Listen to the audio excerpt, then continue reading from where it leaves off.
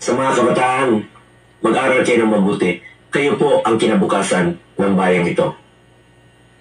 Nandito lamang po ang inyong Senator Kuya Bongo na handang magserbisyo po sa inyong lahat sa abot ng aking makakaya.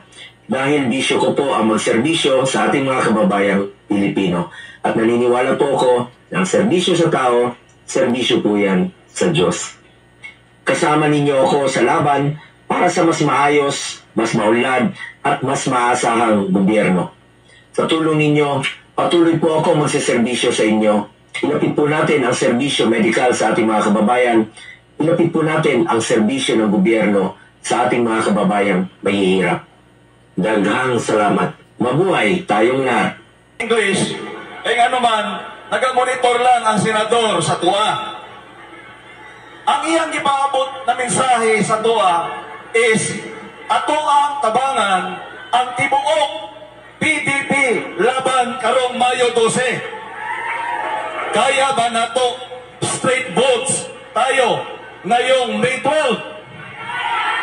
Hinay man, kaya ba nato?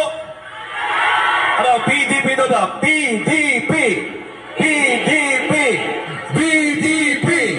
PDP! Duterte! Duterte! Duterte!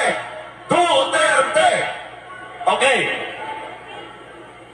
Kabalo man tao sinitabo sa tuang kaya! Kulang pa sa energy. Kaya!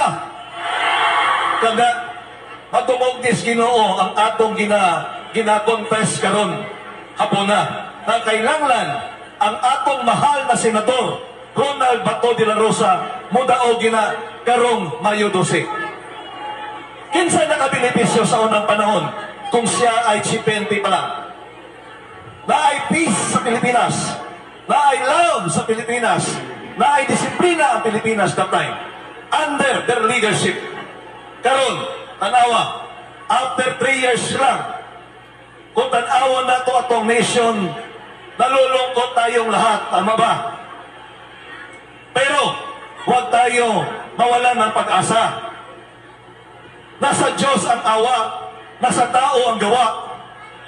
Anong gawin natin? Kailangan natin straight votes, PDP laban karong Mayo 12. So again, nagpasalamat ang senador sa inyong tanan. Taos-pusong pagpasalamat ni Senator Ronald Bato de la Rosa. Bisag wala ang iyang presensya karong hapon na ang iyahang kasing-kasing ana-atanan sa ato ang tanan. Now, tabawin niyo, taga-Kalinan, taga-Bukidnon, or other parts of Mindanao nga naadiri, ayaw mong sugot ng freedom of expression, mawala ka na to. Ayaw mo